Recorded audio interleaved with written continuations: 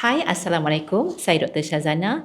Kembali lagi kita bersama Aline Wellness Podcast episod ketiga, dan pada hari ini kita akan berkongsi topik yang very closely related to women's health, and I have a very special guest who is a very dear friend of mine. Kita perkenalkan Miss, actually bukan Miss lagi dah, Cik Puan Adila Sam. Beliau merupakan seorang former bekas pelumba basikal negara who is also a fitness instructor and also a mother of two who recently gave birth about 7 to 8 months ago. So sepanjang siapa yang mengikuti Adila Sam, also known as Adila Tanda, beliau banyak mempromote dan juga advocate fitness, especially in pregnant and also postpartum women. So tanpa membuang masa, kita persilakan Puan Adila untuk memperkenalkan diri sedikit sebanyak, briefly elaborate sikit for the introduction just now. Okay, terima kasih Aline Wellness, Dr. Shaz for having me today. My name is Adila J. Sam. Saya tak tahu yang mana sesuai lah ikut lidah. Itulah I panggil Sam sebenarnya rupanya. Before this J Sam. J, my dad punya nama J titik SAM. Uniknya macam tu lah. Okay. Tapi bila saya nampak dia macam delay fatigue bila saya compete dekat luar, nama tu sedap lah, nampak macam nama international kan. Okay.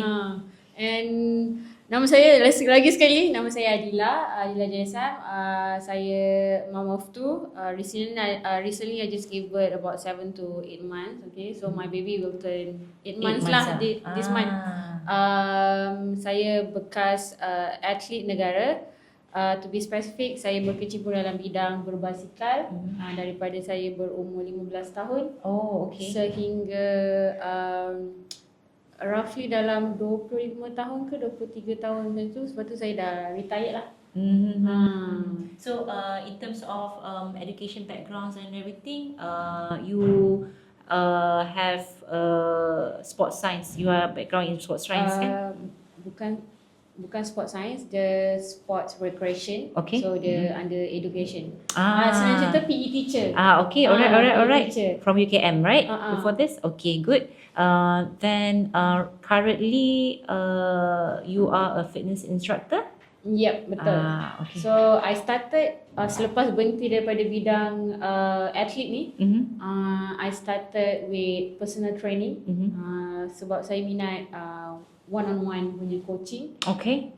So since that memang pasang niat untuk give back to community, especially women, ladies lah, untuk membantu kurangkan kadar obesity. Good. And then increase physical activities level, whereby it contributes to lots of our health benefits lah. Anyway, something that we in my field of work, because I work in primary healthcare, whereby kita advocate tentang preventive medicine, lifestyle modification. One of it, physical activity, is something that we really emphasize lah sebenarnya as part of our management to reduce chronic diseases in the future. So maybe kita boleh bincangkan sikit topik kita pada hari ini, whereby we would like to talk about pregnancy, postpartum women and exercise.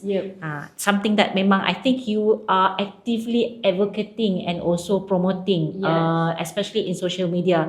We have seen Adila posting about how she herself exercise and promote exercise throughout her pregnancies. Even actually daripada her first pregnancy pun memang Adila dah very active in not just promoting but also practicing the exercise itself. So maybe Adila boleh cerita sedikit your journey. What actually motivates you untuk fokus in pregnancy and also postpartum pregnancies with exercise ni? Pada mulanya tu lah, back to the main point, memang niat tu nak melebarkan sayap dalam bidang coaching. Tapi bukan spesifik in cycling lagi lah. Untuk community, sebab background family pun ada heredity diabetes. Ada family history of diabetes jugalah. Tapi Dan throughout pregnancy hari tu, waktu tu ada GDM ke? Tak ada. Tak ada. Alhamdulillah tak ada. Cuma macam saya tak nak menggunakan alasan bila saya dah berhenti jadi atlet, saya kena hidup macam orang normal, which is sedentary. So average people mostly sedentary. Betul. So bila kita dah ada title education, which is kita pun akan jadi educator, dan atlet, you kena selarilah dengan dua benda tu, which is tak ada masalah untuk saya teruskan bersenam dengan menggunakan experience yang ada. Cuma in detail kita buat senaman ni dengan cara yang betul, bukan yang main belasah je apa semua. However, whatever training principle yang kita buat, mesti kita tahu apa itu komponen fitness lah, itu yang paling penting lah. Betul. I think that is something yang kita nak tekankan atau highlight dalam podcast kita hari ni, cara exercise yang betul for women yang pregnant and also postpartum pregnancy ni. So whereby macam topik ni can be quite sensitive for certain people, where kita nak break the myth for pregnancies and exercise ni sebenarnya. So boleh cerita sikit tak your personal experience when you macam, of course kita tahu macam prior your pregnancy pun memang you are an athlete and also you have always been active. Your body memang dah adapted to yes, to movements and everything. So when you were going out, when you were going through your first pregnancies tu, did it change?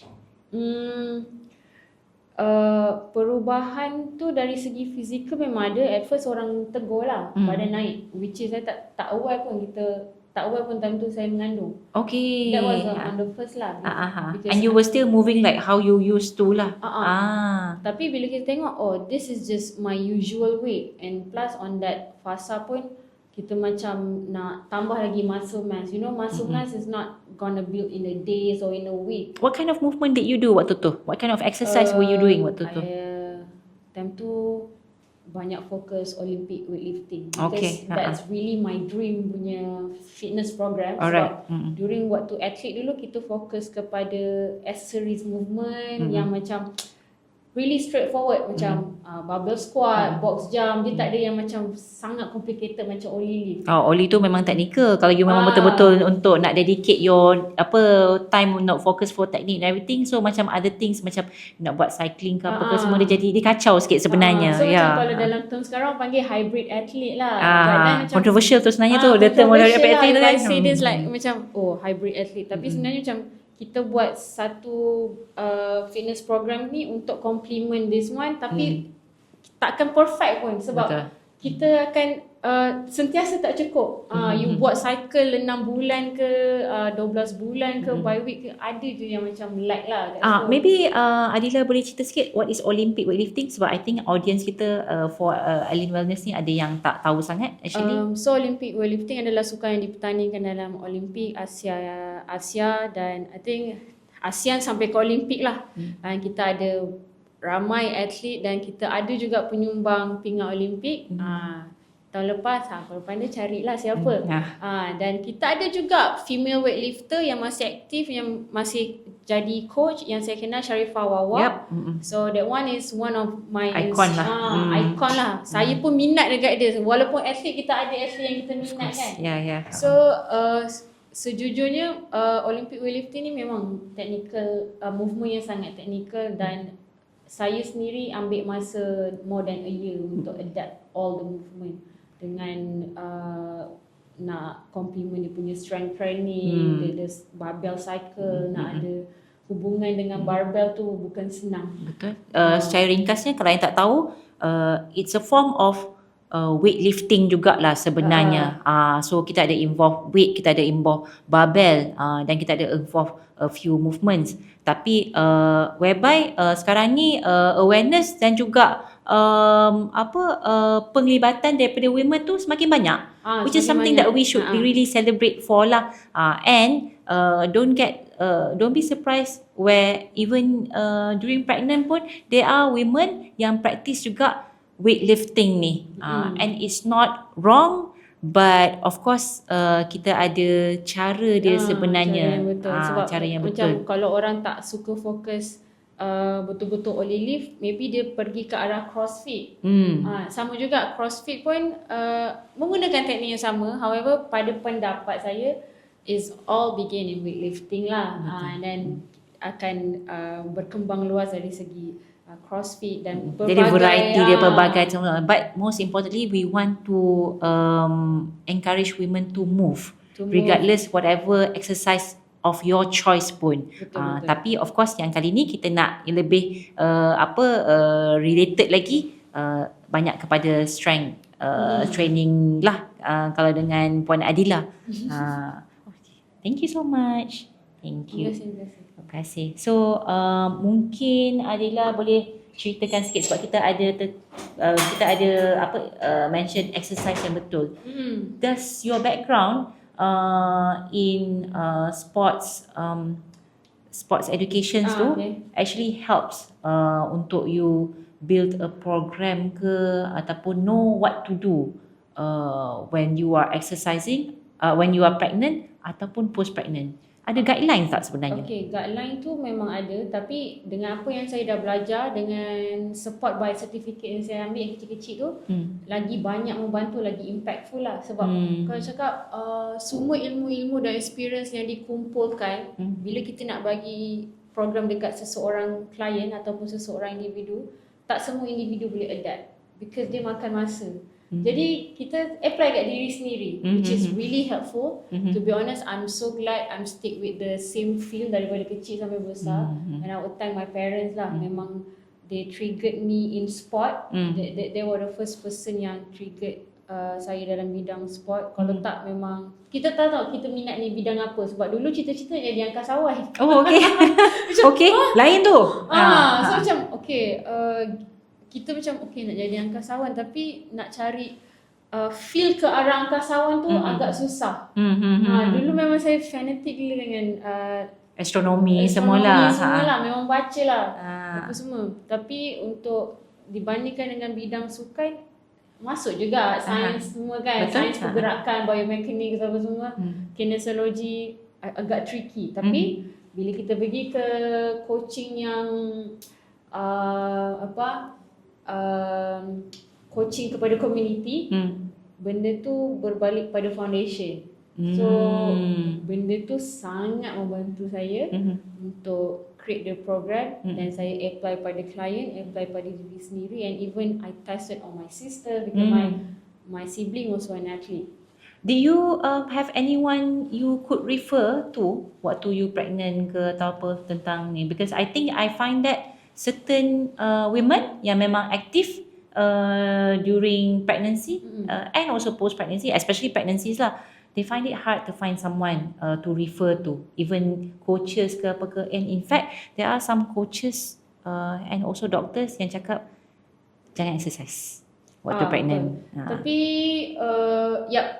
okay. What's your take in that? My experience sepanjang prenatal dan postpartum, saya tak ada specific coach yang saya refer because it's hard to find in Malaysia. Betul.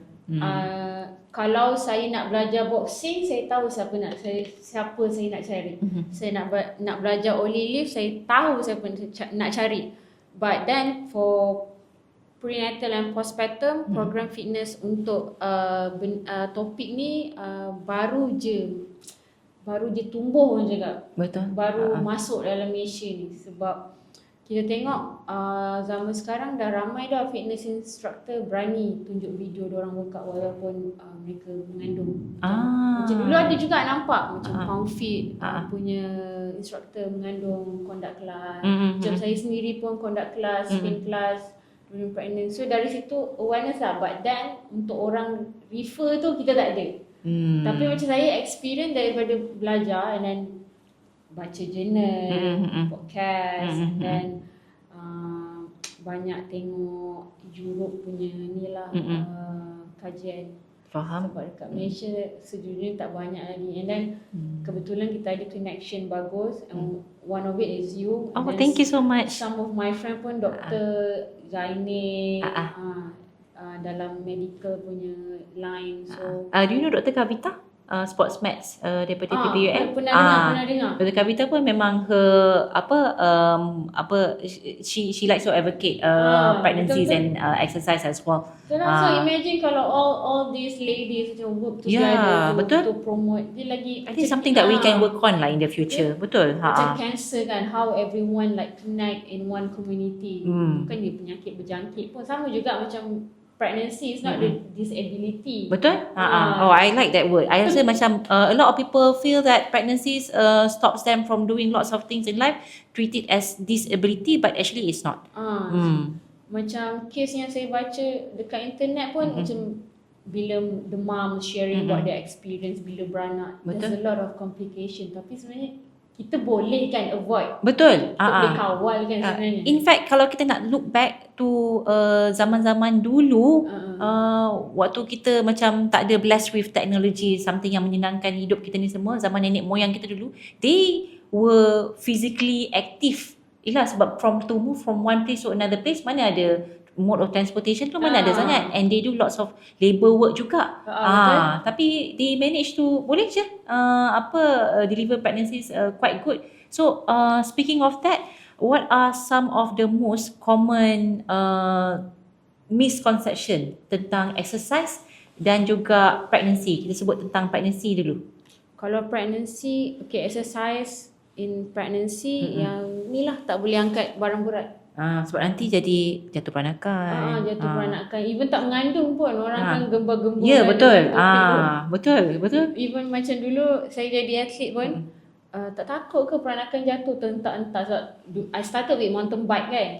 So macam some of my friend pun macam, perut aku sakit lah, aku rasa peranakan aku jatuh. I had a patient yang datang yang macam dia pernah pregnant ladies lah. Dia memang datang jadi sporting, tapi dia punya concern dia sebab dia travel, so jalan tu macam bumpy. Bear in mind our body is actually strong enough to hold those kind of strain sebenarnya. Kita tak adalah macam fragile sangat sampai macam kalau kita angkat something tu kita jatuh peranakan tu. It's the muscle does not work like that. So other than that, what are the misconceptions yang Dila pernah encounter waktu pregnant dan exercise? Saya sendiri tak pernah encounter benda yang teruk-teruk lah, but macam my friend share apa yang kita nampak dekat ni, macam tadi first angkat barang berat, and then lagi satu tak boleh berlari. I mean like in terms of cardio. Cardio kan semua macam berenang, berlari, berbasikal. Betul. Or we talking about combat sport. Kan semua tu macam membahayakan. Tapi itulah dia bergantung kepada individual. Kalau dah praktis lama tak ada masalah. Betul. So you all jangan macam, so I pun kadang-kadang macam a bit careful dengan my patients yang tengah pregnant then baru nak start exercise waktu tu. So macam it's not that tak boleh. I still encourage them to move, tapi tak boleh lah macam before you, sebelum tu you tak ada pun lari marathon, tiba-tiba waktu tengah pregnant you lari marathon. Even orang yang biasa pun I akan bagi tahu untuk slowly, gradually macam FOMO pula. Sebab baru-baru ni ada satu event yang cepat sangat sold out tiket dia. So you know, so I takut lah macam tiba-tiba macam actually nak macam before, takut lepas ni kan tak dapat nak check the bucket list. Okay lah, mak sign up lah. Tapi to be honest, I like how they change their mindset. Macam bila kita baca kan, nak masuk half marathon ke full marathon. I mean, I sebagai atlet, saya sebagai atlet tak pernah terfikir macam tu. Macam wow, jauhnya dia punya pemikiran. Dia nak masuk dua event yang berbeza, dan dia tak tahu lagi cara nak training tu pula. Betul. Take time. Betul. So sebenarnya actually betul. I wouldn't say macam actually it's something if we look at it at certain angle, it's something yang positive.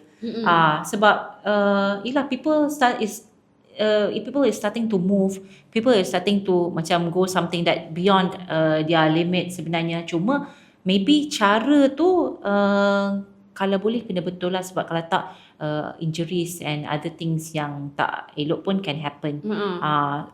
Then again, maybe you can emphasize what are the benefits of exercising during pregnancies?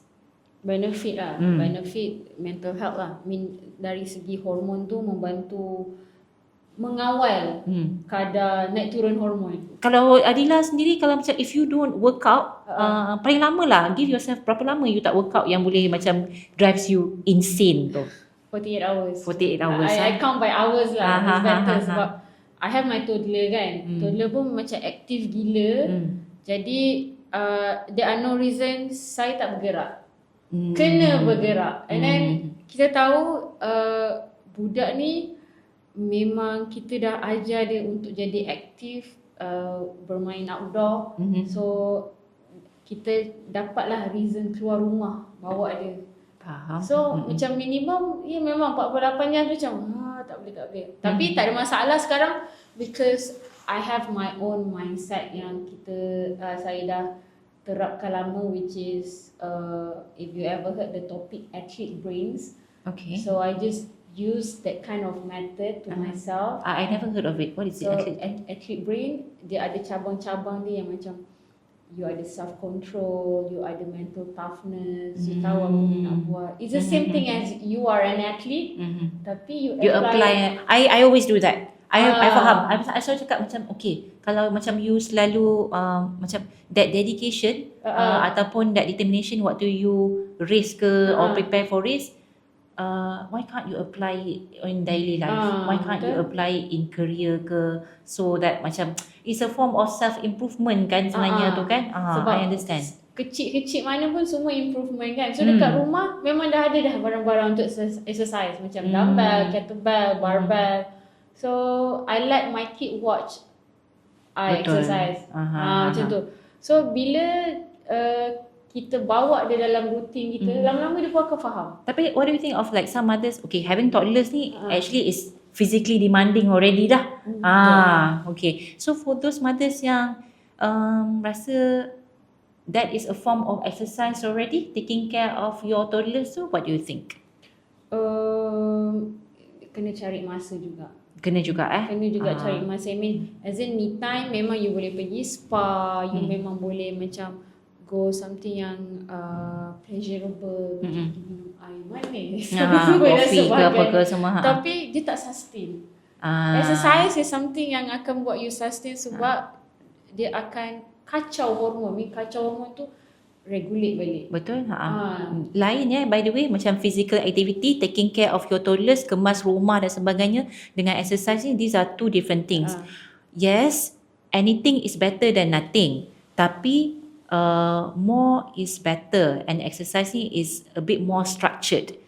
And if you do it consistently, benefits dia lain lah actually daripada you buat kerja-kerja kemas rumah dan juga taking care of your toddlers, kids and everything. Lagi satu macam saya tak nak orang keliru burning calorie dengan faham kan? Macam today's everything is about burning calorie. Even macam kita cakap pasal breastfeeding, punya fasa pun macam breastfeeding boleh menguruskan badan. Betul. This is a topic lain jadi bergerak je kan. Bergerak je selagi mampu untuk hormon. Sebab kita pun nak kesejahteraan minda kan. Wellness lah itu. Wellness lah. I think itu banyaklah orang tertinggal zaman sekarang. So maybe boleh Adila boleh ceritakan sikit macam your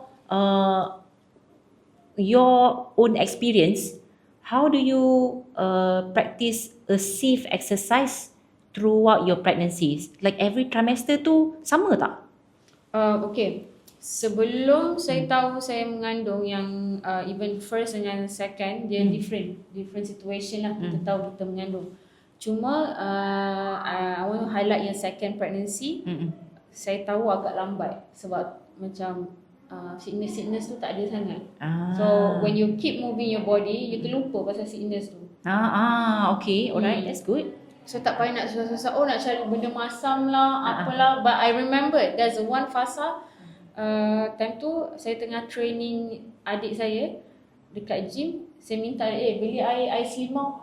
Itu je? And then dia macam asal kenapa kau minum air selimau ni? It's not your norm lah sebenarnya tu. Macam punya lain. Lepas tu ni nak nasi dagang. Okay. Tapi kita macam this is something wrong. Tapi pada saya waktu tu ada benda yang aku like ni macam in terms of dalam mindset ni atau sesuatu yang kita minta luar daripada norm kita, mesti ada sesuatu yang kita kurang in terms of supplements ke apa kan. Yeah. So kita macam okay lah, go on kan, minum. Tapi dah berlarutan sampai 2 minggu minum ais tu. Oh, okay. Faham. Tapi exercise juga. Yeah. That time you're not getting your period lah.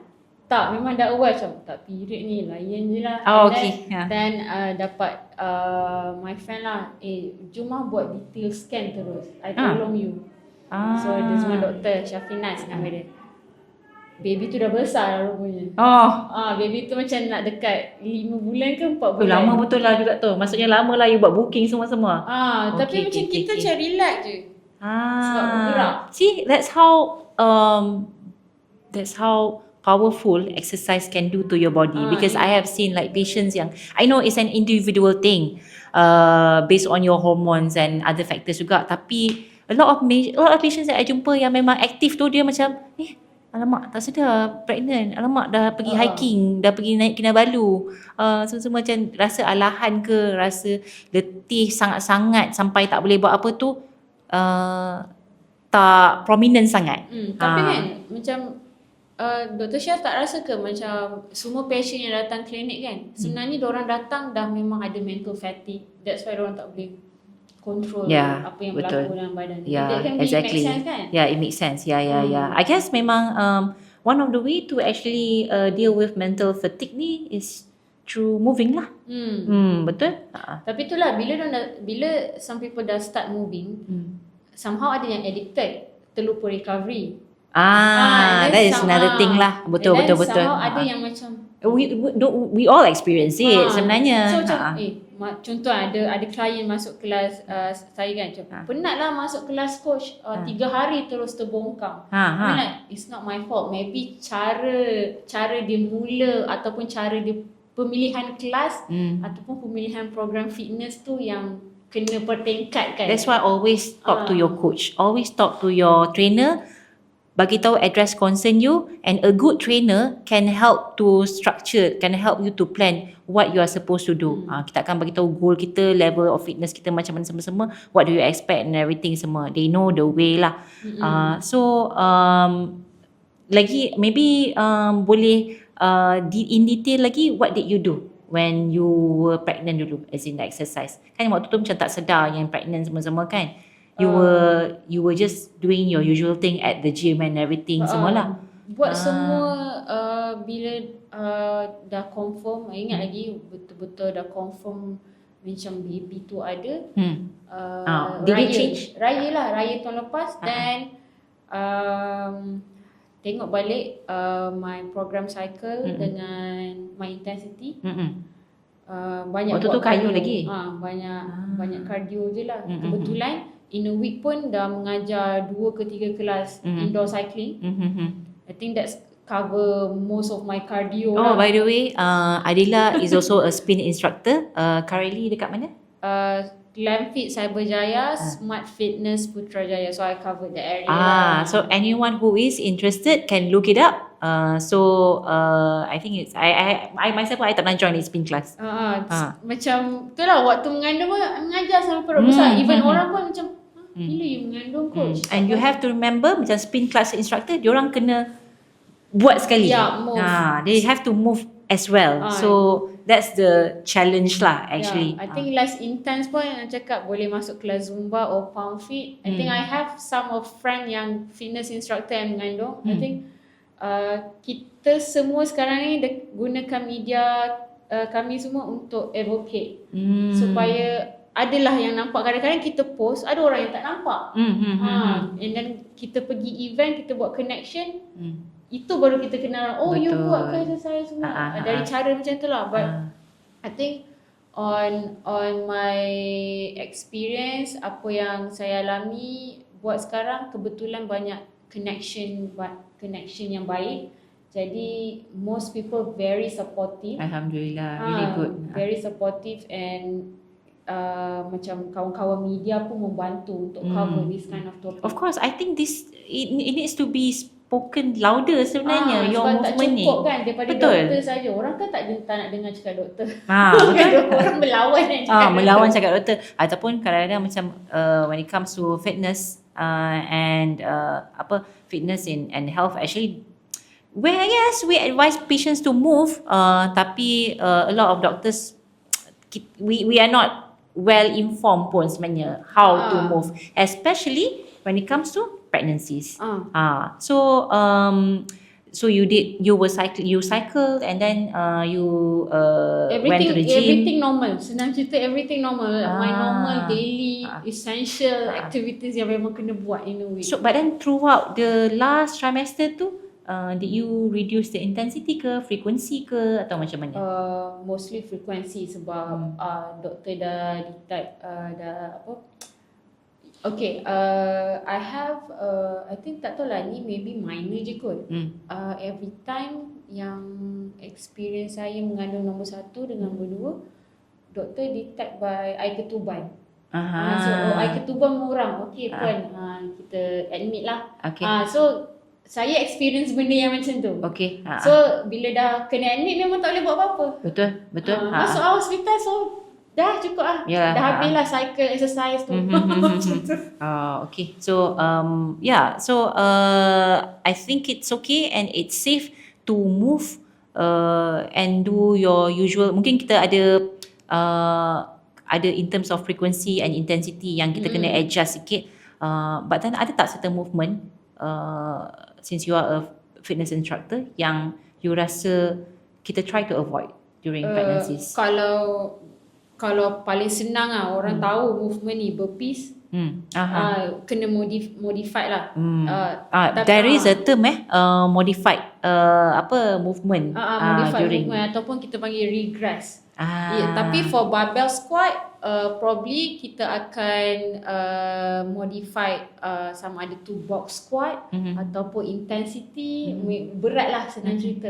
Macam repetition tak ada masalah sangat. Even I do barbell squat sampai third trimester, even leg press pun is one of my favourite. Dengan exercise dengan machine kan, I still do my unilateral punya movement. Unilateral kira single movement lah, macam single leg, upper body is good to control my posterior chain bila perut ni dah makin ke depan. And then I stop cycling when I find it imbalance tu dah macam teruk lah. Naik road bike pun tak boleh, naik mountain bike pun macam dah tak boleh. Sebab kalau kita ingat balik, badan kita ketika mengandung dia punya flexibility tu tinggi. So macam ada hormon relaxant tu tinggi, so everything sikit, macam extra stretchable lah panggil. Tu yang bahaya, takut ada masa yang tak sempat ataupun tak cukup untuk kawal pergerakan tu, takut masa lost balance and everything semua. Faham? Okay. So one of it is burpees ataupun anything yang high impact ataupun melompat lah orang cakap. Is there any movement or any kind of exercise yang you buat yang helps you with your labour? Ke memang whatever that you are doing memang? Ini macam kata kalau dalam normal punya tajuk macam sport reduction Tapi for me semua movement membantu. Dia tak ada macam you tengok dekat TikTok, there's a lot of women sharing about ni akan mempercepatkan labour. Ya betul.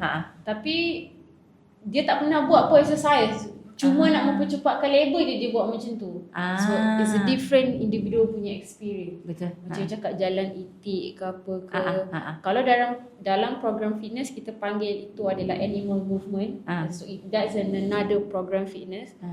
Dan berbalik pada yang foundation, apa-apa movement you buat pun boleh menyumbang kepada labour. Faham?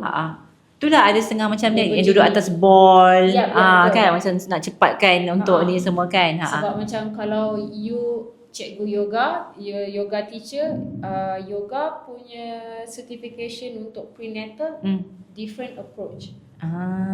Pilates different approach. Tapi tak ada disagreement dekat situ. Macam dalam sport science ataupun fitness program, lagi banyak arguable, lagi banyak discussion, lagi banyak pandangan, lagi bagus. So macam medical jugalah kan. Ya, macam betul. Ni macam ni sebab apa-apa pun mesti kita belajar muscle. Kita belajar muscle.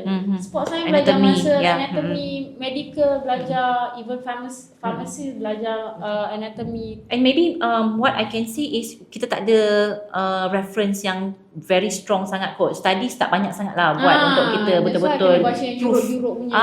Tak betul-betul nak macam proof which kind of exercise yang paling bagus sekali untuk dia semua. I also macam I don't really like to use that word. In fact kalau macam as for myself, I memang advocate you untuk move regardless whatever exercise of your choice.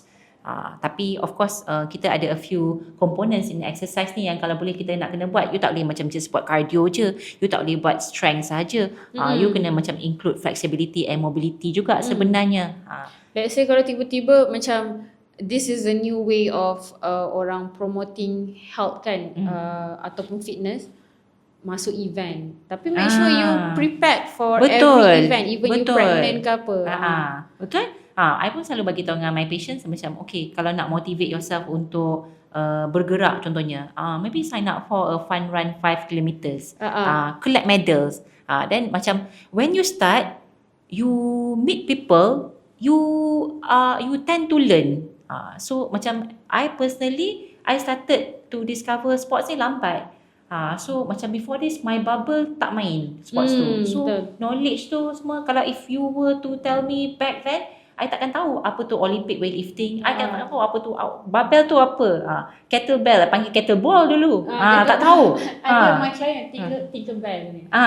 Tinkerbell lagi semua. Tinkerbell. It's fine, it's okay. Tapi once you start, but you need to start. Bila you start, baru slowly you akan gain knowledge tu. But along the way, memang kita akan ada try and error jugalah. Sebab macam I think average people they need motivation lah. Tapi bergantung kepada extrinsic dengan extrinsic punya semangat.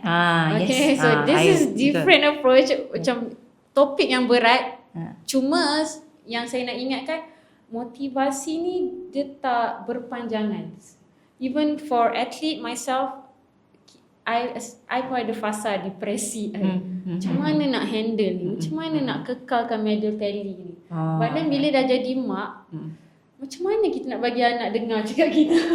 Macam tu contoh. But I like your recent post. I like your recent Instagram post yang tentang evolve tu. I think the word that is like so powerful lah sebenarnya. Sebab evolve ni memang powerful word. Cuma bagi saya, macam saya pun tak boleh stuck dalam bubble athlete. I mean tak boleh, kena move on sebagai athlete. Tapi saya boleh gunakan experience ataupun kaedah-kaedah yang coaches pernah bagi dekat saya, evolve daripada situ and then bagi balik dekat community. Sebab ramai juga yang I don't really remember, there's a lot of athletes yang who are in your shoes.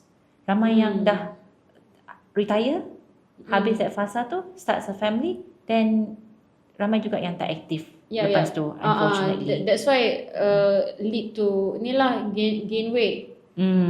Tu yang topik yang awal tadi, macam mana kita nak kekalkan diri kita. Kita contoh kita atlet ataupun kita sesuatu penting dalam community. Kita tahu kita contribute something. So we must walk the talk lah. Betul. Yang saya buat sekarang. Saya tak nak simply macam, ada certain coaches memang setuju opinion physical coaches tak melambangkan program dia bagus atau tak. Tapi macam bidang saya ceburi, bila saya jumpa klien, this is me. Ini badan ataupun fizikal yang saya ada sepanjang saya menceburi bidang sukan. Ini ilmu yang saya gain daripada muda sampailah sekarang untuk coach wanita macam tu. Sebab apa-apa pun niat saya nak bagi wanita bergerak. Betul. Sebab saya tak nak jadi macam yelah, sebagai coach pun kadang-kadang kita lari dari path kita. Kadang-kadang saya pun confused. nak pergi bidang berbasikal in depth ke, which is I also took the certification but not my soul. Even pergi fitness program yang sampai level-level Les Mills pun, still tak ada soul lah. So Lalas bila ambil female certification in macam ambil certification kecil-kecil, training in hormone, premenopause. We need more people in that actually. We need more people in that. Chronic disease. Okay, baru faham. Bila kita berkawan juga dengan macam orang-orang cancer fighter, lama-lama orang-orang ni pun pick up sport, pick up fitness. Betul. To regulate all the hormone, which is a unique story lah. Tu yang macam itu motivasi saya. I find it like quite contented lah sebenarnya kalau macam kita betul-betul go into depth with that one. So untuk apa yang saya posting kat Instagram tu sebenarnya accessory saja. Accessory which is sebenarnya mak-mak lain pun rasa macam saya rasa. Cuma nak meluahkan, cara nak meluahkan tu tak tahu macam mana. Itu cara saya meluahkan. Alright. So maybe that one is in terms of pregnancies and exercise. Then another step is when you deliver. Deliver is paling important lah for me. When you deliver and you nak move or start to move tu. Maybe to begin with, kalau I tanya dengan Adila, how long should someone wait before dia nak start to bergerak balik, start nak exercise balik lepas dia deliver? I would say 6 to 8 weeks. 6 to 8 weeks ya. Tapi itulah, kadang-kadang macam disclaimer, ada orang akan cakap refer your doctor. I don't think doktor akan bagi betul clearance you boleh bergerak ke tak, ataupun doktor just bagi pendapat saja, sebab apa-apa bergantung pada badan you. Betul. Yes, exactly. Kita ada we do say safe to move ke ataupun tidak, especially kalau macam depends on, kalau contohnya dia lepas post Caesar. Adila, her first pregnancy was cesarean sections. But maybe kita boleh cerita juga macam it's two different journey jugalah, post cesarean sections and then the second one normal delivery. So if you would like to relate, maybe Adila is the best person to actually advise when you need to start to move. Tapi from our perspective, because I myself personally, I tak pernah advise patient untuk bagi clearance. ONG nak kata ada proper guideline sangat pun sebenarnya tak ada sangat. Betul, tak ada proper guideline. Dia bergantung pada individu. Sebab saya sebagai coach pun, saya akan nasihat sama ada tanya dulu background, and then kalau dia cakap okay memang aktif sebelum dan sepanjang, I memang cakap cuba pergi jalan dulu, rasa macam mana. Jalan 1 kilo, 2 kilo. Means you okay lah. Within 4 weeks, 6 weeks dah boleh gerak. Sebab even I delivered my second baby pun, I already have plot my program. 12 betul. Weeks. Yes, itu sebenarnya planning tu betul important. Because I remember waktu I had a major operation so so macam before my operation tu I dah plot dah what I should do, my recovery, my rehab punya program semua tu. Waktu tu sebenarnya boleh find out lah and boleh refer to professionals what you should do. That's when we learn our body better. Yes, betul. So memang saya dah plot dah, okay 12 minggu punya program, when to start, I start 2 weeks later. Okay. But in terms of walking, brisk walk, my husband allow me to pergi keluar dengan anak nombor 1 tu, toddler tu, pergi kerja, dia naik basikal. Dia keluar 5 days. Even for a week pun kita akan ada check up anak kuning apa semua. Betul. Kalau yang last 3 hari yes. Memang mental fatigue lah. I mean, I battled juga that situation. But it's not a problem for me to slot exercise at least 10 minutes. Itulah, I just macam I'm wondering that how, mesti macam mothers akan kata macam, tapi doktor waktu tu lah kita nak breastfeed, waktu tu lah kita nak jaga baby, waktu tu lah kita tak cukup tidur. How did you personally do it? If you remember, within that 30 days tu. Macam this is a sharing session. Tolong jangan ingat I selfish ke apa, but you dah tahu routine you. The baby is just add-on routine. Okay. So okay. Because I never tak pernah pregnant, so I tak tahu. Contoh, you ada kucing, you ada basikal, it's just add-on routine. You kena hantar pergi maintenance, kena hantar basikal tu pergi repair. That's true. Cuma time consume macam mana? So baby punya time consumption is quite high because you breastfeeding and nursing lah. Nursing ni paling critical sebab perempuan akan stress bila susu tak keluar. Okay. This is a mindset. Susu memang dah ada dalam badan kita, but betul. How to keluarkan. That's why kita ada lactation, semua lah, lactation class.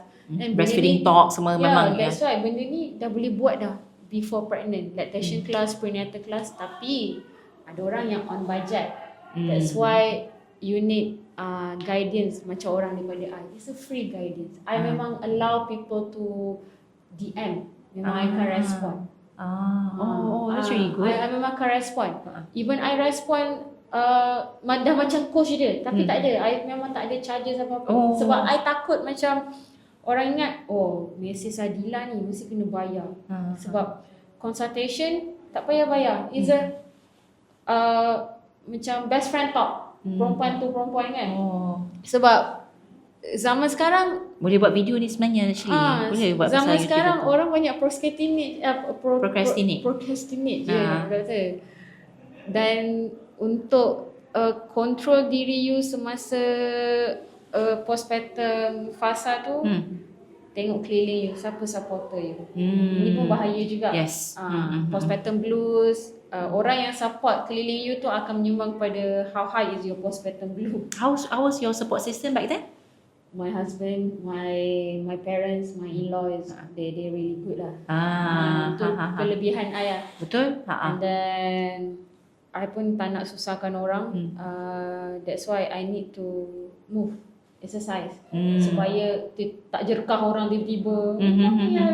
Kan tak elok juga kan. But my husband memang witness lah all my postpartum really. Yelah, orang yang terdekat memang kau memang kena lah.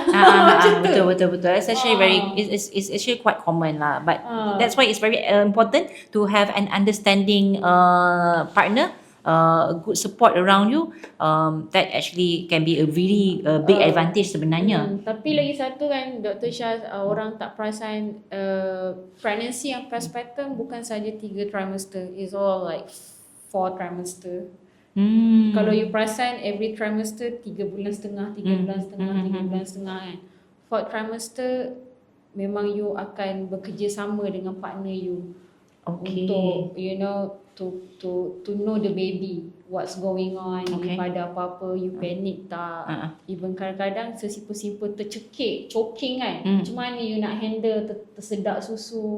You memang kena bekerjasama dengan partner you. But however kena fikir juga, negotiate dengan partner. Dia pun perlu rehat. Sebab kita tak tahu perasaan lelaki macam mana. Itulah kita nampak dia kesian waktu makan je. Itulah tadi kita ada mention cerita sikit pasal postpartum depression in father. Kita in tak fathers. Tahu. Among father pun mungkin ada, cuma topik ni tak digembar-gemburkan lagi. Sebab kadang-kadang ada mak yang terus komplain, laki saya tak layan, macam tak layan pun apa saya cakap during postpartum lah. Sebenarnya lelaki pun ada cara pemikirannya tu sendiri. That's why I think communication is the key juga dekat sini.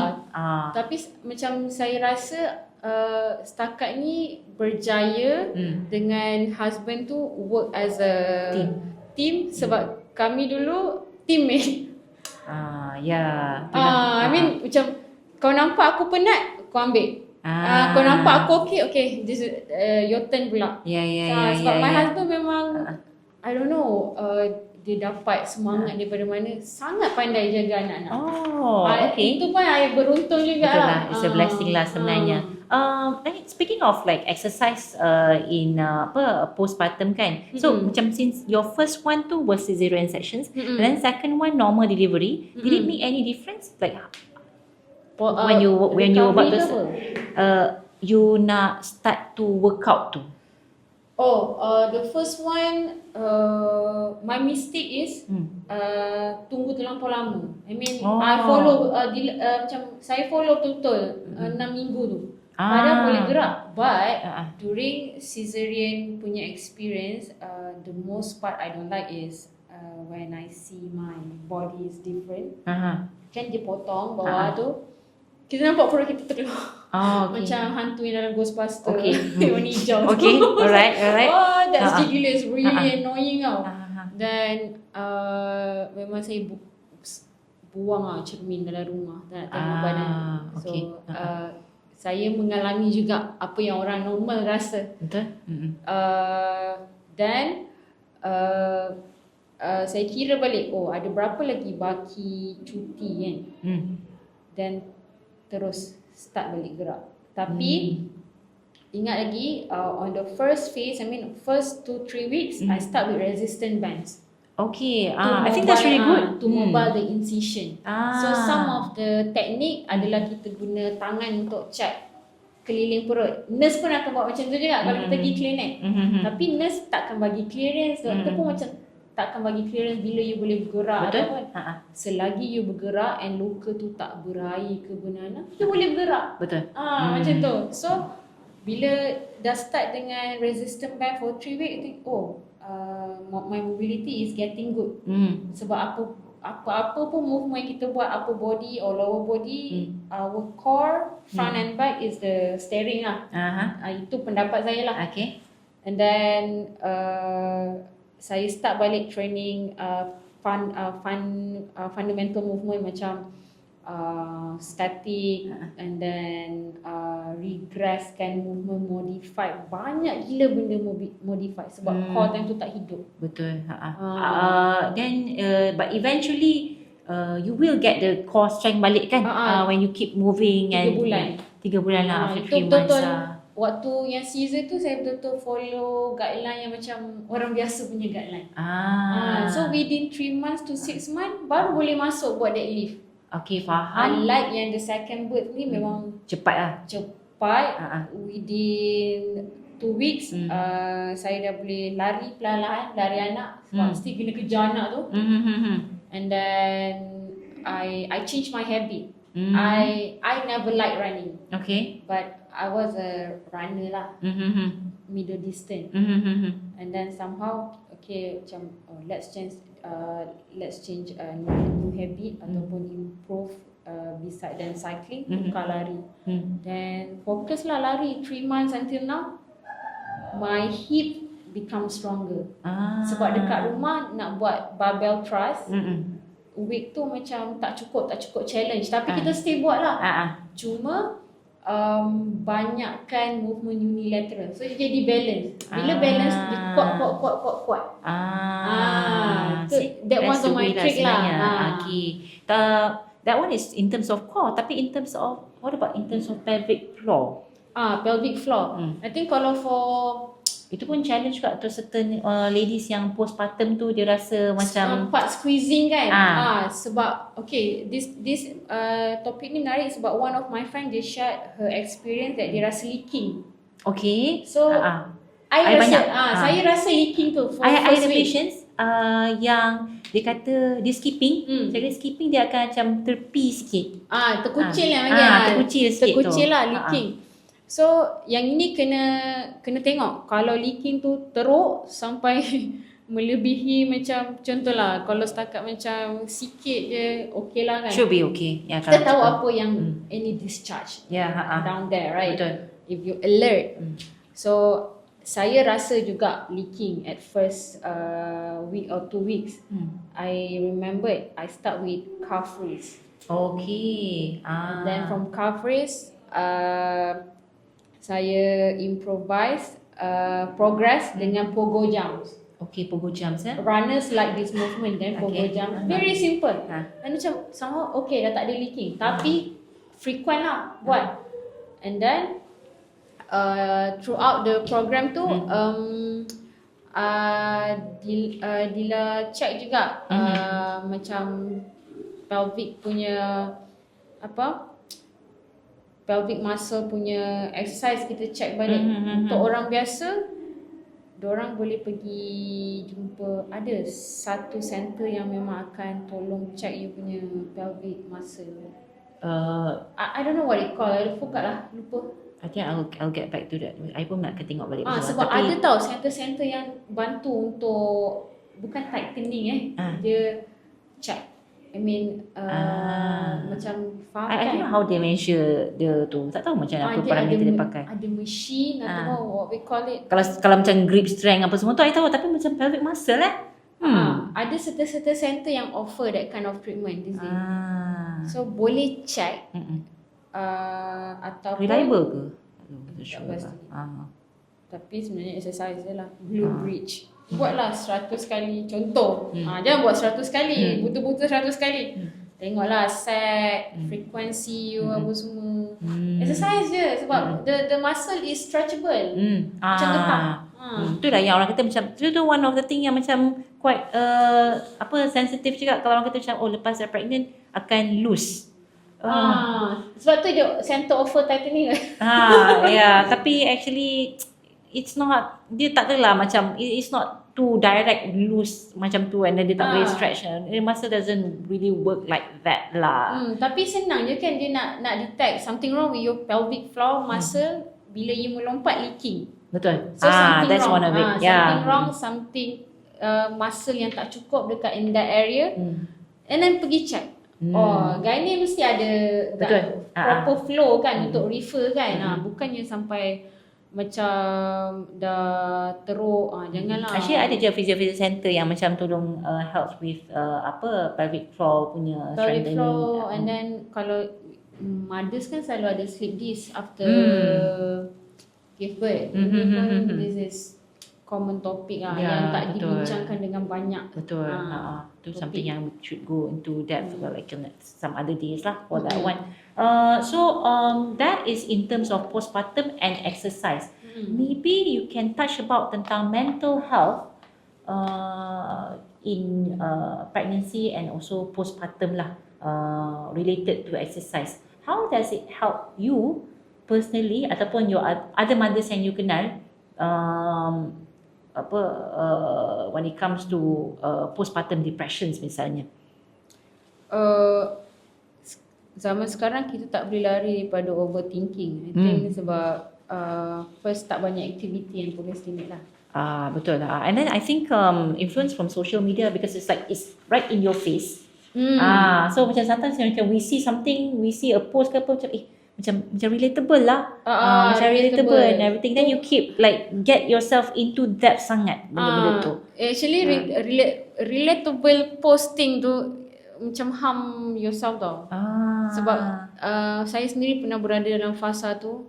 But once I bersihkan semua, I mean like kurang macam you kan boleh set not interested kan bila bila kita cleankan balik dengan apa yang kita minat, it become better. Kita ada filter lah, kita kena filter kan. Ni lah kena control your mind lah.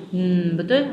And exercise can actually keeps your mind from macam it keeps your mind busy from overthinking jugalah sebenarnya. Sebab perasan juga pregnancy woman punya overthinking macam banyak sebab dia takut macam mana label, even kalau dalam certain part of social media pun memang minggu keberapa nak start beli barang baby, itu pun boleh jadi isu besar tau. Faham. And macam mana kalau label, I takut lah. Macam myself dulu ada je certain part memang macam terlampau sangat lah fikir.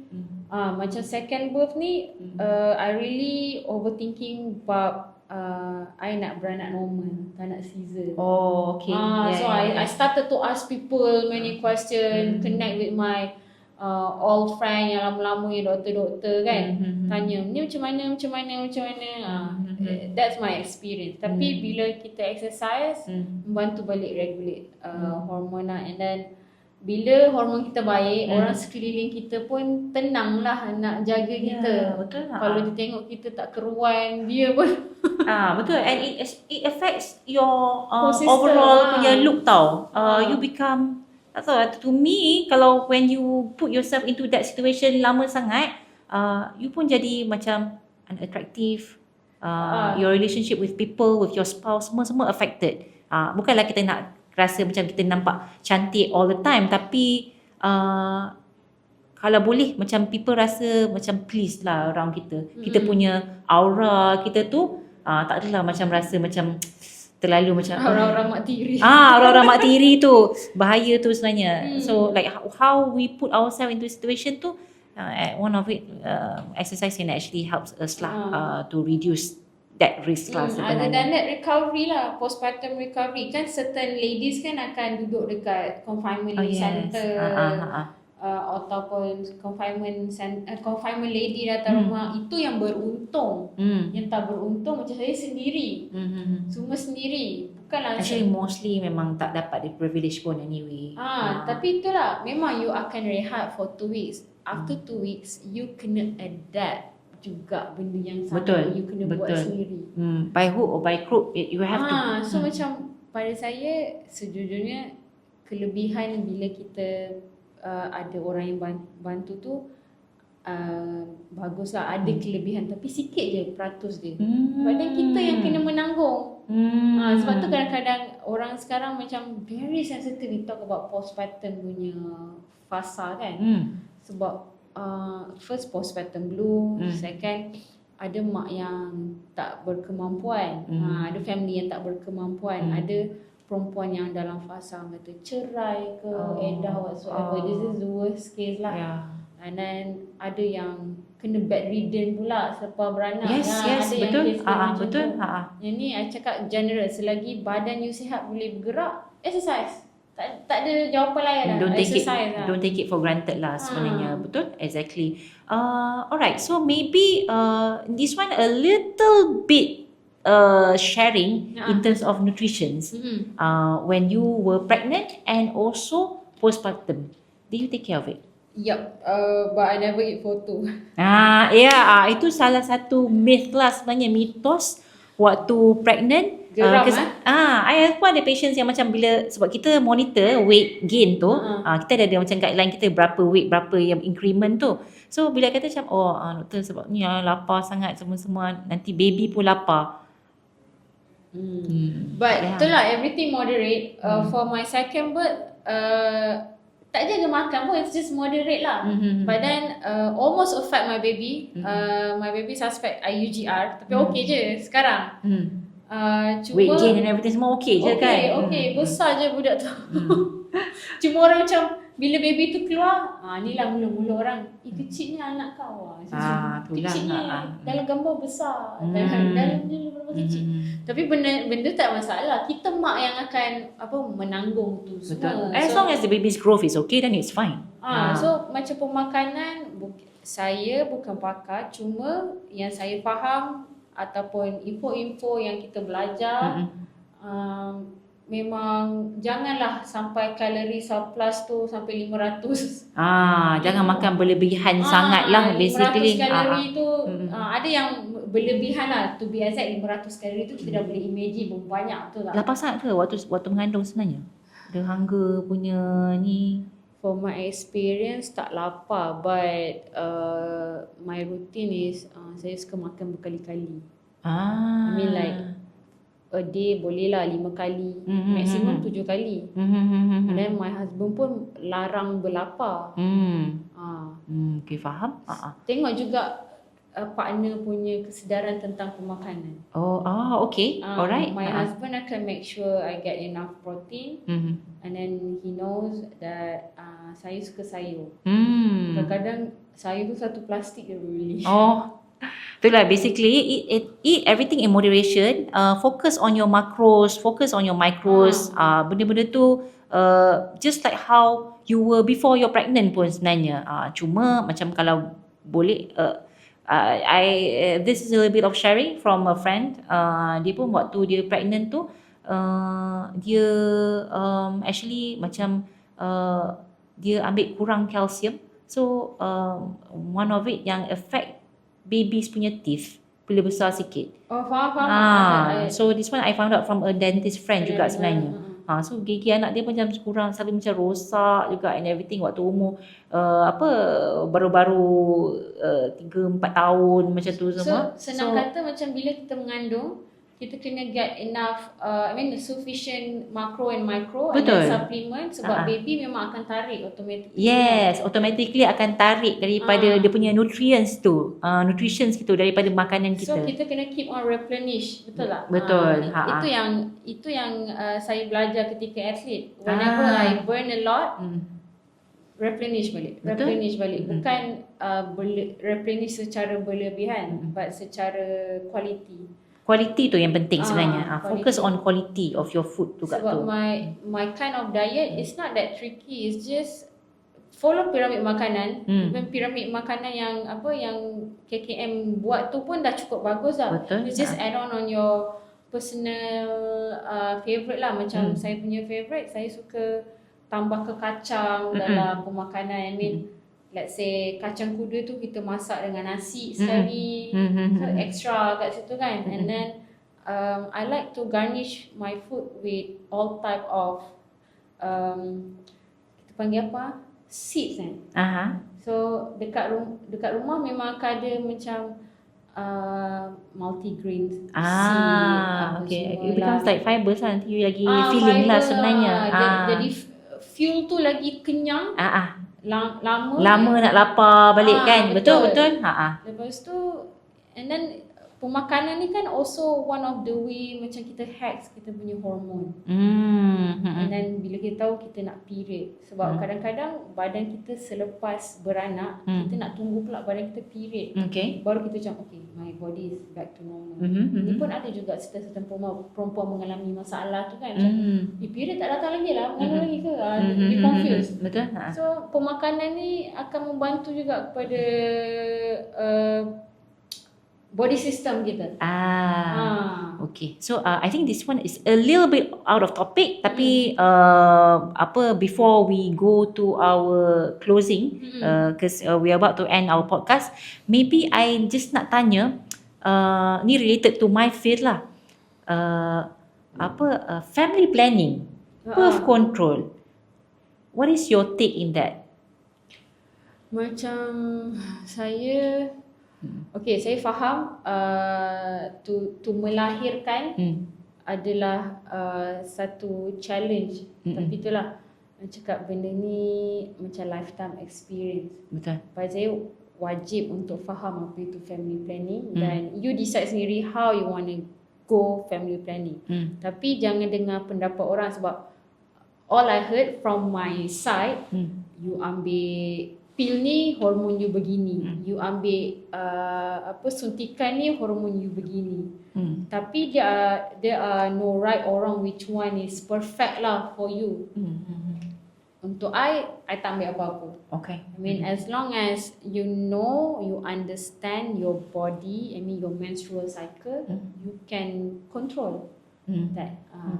And kita pun nak juga rehat yang lama sebab badan kita perlu rehat. Bukan kata rehat tu tidur.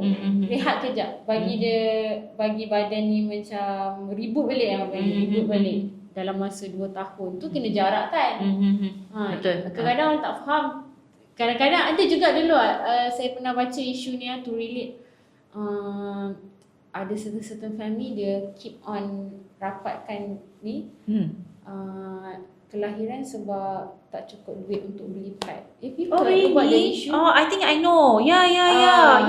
This is serious matter lah. Macam mana kita nak tolong orang-orang macam ni. But then back to my coaching punya field, yang mana saja kenal ataupun perlukan advice ataupun consultation, contact lah. Kita sama-sama faham kan. Sebab kadang-kadang mak ni nak meluah je. Ataupun memang tak ada good or enough platform untuk mak-mak ni meluah. Yeah, I think that's very important lah sebenarnya. Betul.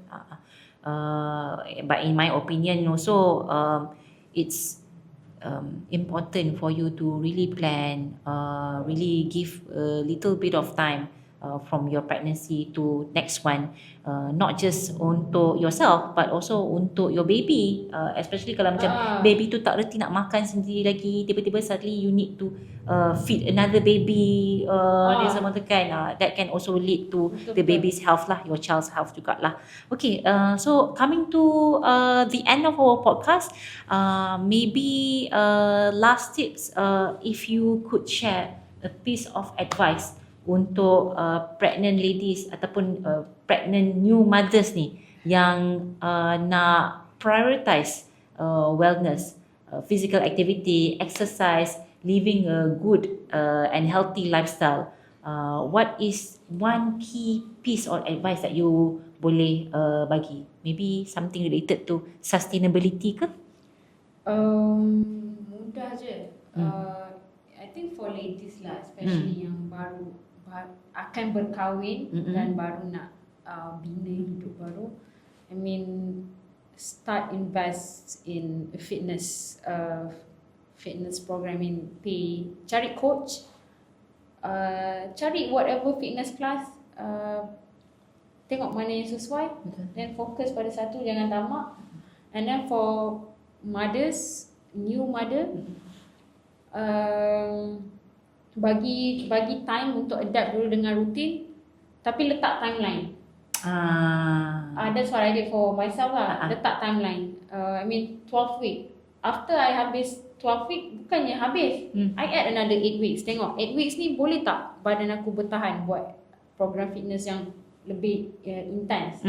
Dan dah habis 8 week, now I'm back with 12 week. Keep testing.